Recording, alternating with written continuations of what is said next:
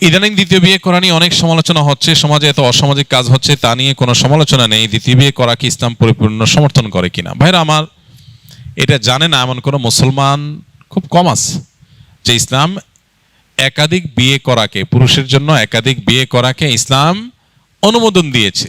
তবে শর্ত হলো একাধিক বিয়ে করার পর একাধিক স্ত্রীর প্রতি সমতা বজায় রাখার সামর্থ্য সার্বিকভাবে থাকতে হবে।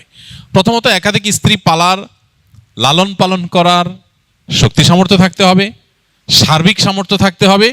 দ্বিতীয়ত, সামর্থ্য থাকলেই হবে না, ইনসাফ করার সামর্থ্য থাকতে হবে। আল্লাহ বলেছেন, ফাইন খিফতুম আল্লাহ তা'দিলু ফাওয়াহিদা, যার এ আশঙ্কা হয় যে না একাধিক স্ত্রী হয়ে গেলে একজনের প্রতি ঝুঁকে যাব, আরেকজনের খবর নেব না, আরেকজনের প্রতি বৈষম্য হয়ে যাবে, জুলুম হয়ে যাবে, ভরণ পোষণ দিতে গিয়ে একজনকে বাড়াই দিবে আরেকজনকে দেব না, এরকম যদি আমার ভিতরে কোনো একটা সাইডে ঝুঁকে পড়ার আশঙ্কা থাকে, বৈষম্য করার আশঙ্কা থাকে, ফাওয়াহিদা, তাহলে তার জন্য একটির বেশি করা তার জন্য জায়েজ নাই।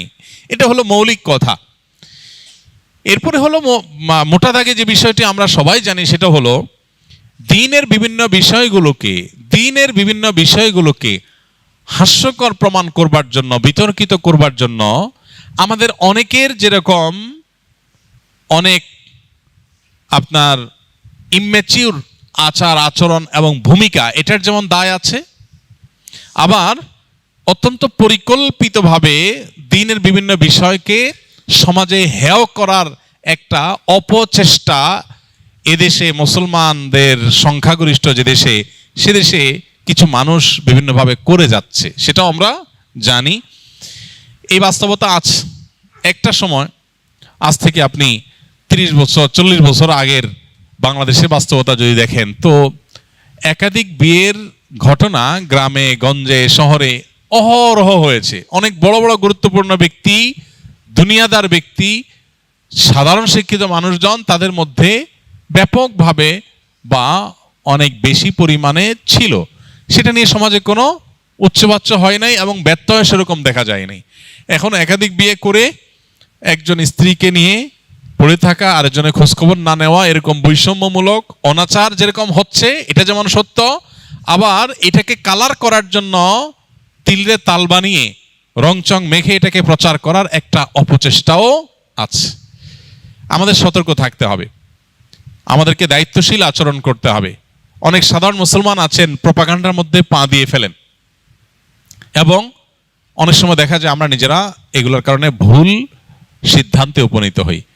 তবে আমি আবারও বলছি, একাধিক বিয়েটাকে শুধুমাত্র ছেলে খেলা, তামাশা, নিজের আপনার কি বলে, নিজের শুধুমাত্র মনের খায়েশ পূরণ করার একটা অস্ত্রে পরিণত করে দিনের বিধানকে, শরিয়ার বিধানকে যেন হাস্যকর বিষয় পরিণত না করি। দেখুন, কোনো ফ্যামিলিতে এরকম বহু ফ্যামিলি আছে, আমি পার্সোনালি চিনি, এরকমও আছে যে স্ত্রী কোনো কারণে স্বামীর সঙ্গ দিতে পারছেন না, সেভাবে সঙ্গ দিতে পারছেন না, শারীরিক অসুস্থতা হতে পারে, কত সমস্যা হয় মানুষের। এখন রাস্তা দুইটা, এক হলো এতদিন যে মানুষটা পরম যত্নে আগলে রেখেছেন, সময় দিয়েছেন, সে মানুষটা এখন নানা কারণে, অসুস্থতার কারণে তিনি অপারগ হয়ে গেছেন। কিন্তু পুরুষ লোকটার তখনও পর্যন্ত তার আল্লাহ রাব্বুল আলামিন সে সার্বিক সক্ষমতা রেখেছেন, তার সে নিড, প্রয়োজন আছে। এখন রাস্তা দুইটা, হয় সে আরেক বিয়ে করবে, আর না হলে এই স্ত্রীকে তালাক দিয়ে তারপর বিয়ে করবে। রাস্তা দুইটা, কারণ তার নিজের চরিত্রকে হেফাজত করতে হবে। তার চরিত্রকে হেফাজত না করে যেখানে সেখানে তার চরিত্রকে যে নষ্ট করে বেড়ায়, ধ্বংস করে বেড়ায়, সমাজ ধ্বংস হবে, সে ধ্বংস হবে। এবং সবচেয়ে বড় কথা হলো, সাংসারিক জীবনের সুখ থেকে বঞ্চিত হবে। আল্লাহ তাআলা হারামে সে সুখ রাখেন নাই, আল্লাহ হালালের মধ্যে যে সুখ রেখেছেন, এটা থেকে সে বঞ্চিত হবে। তো এক্ষেত্রে প্রথম স্ত্রী দেখা যায় স্বপ্রণোদিত হয়ে চান যে স্বামীর এই ক্রাইসিসটাতে এটা যেন দূর হয়, তার জন্য কোনো পজিটিভ উদ্যোগ নেই, স্ত্রী চান। তো এরকম আরো বহু অপশন আছে যে অপশনগুলোতে একাধিক বিয়ে করার দরকার হয়। আল্লাহ রাব্বুল আলামিন যা বিধান হিসাবে দিয়েছেন তা আমাদের জন্য কল্যাণকর, আমাদের বুঝে আসুক চাই না আসুক।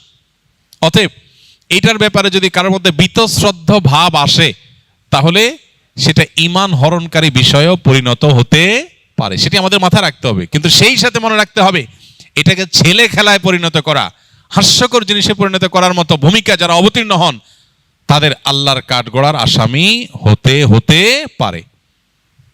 সাবধান থাকা উচিত। যখন দ্বীনের বিভিন্ন বিষয়কে হেয় করার অপচেষ্টা চলছে, তখন আমি হেয়কারীদের হাতে কোনো অস্ত্র তুলে দিচ্ছি কিনা, আমার দায়িত্ব জ্ঞানহীন কোনো মন্তব্য বা কাজ দ্বীনকে হাসির পাত্রে পরিণত করছি কিনা, অনেক বড় ব্যাপার, অনেক বড় দায়িত্বশীলতার ব্যাপার।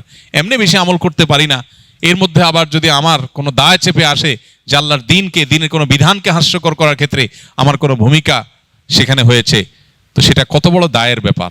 আল্লাহ আমাদেরকে দায়িত্বশীল আচরণ এবং ভূমিকা রাখার তৌফিক দান করুন।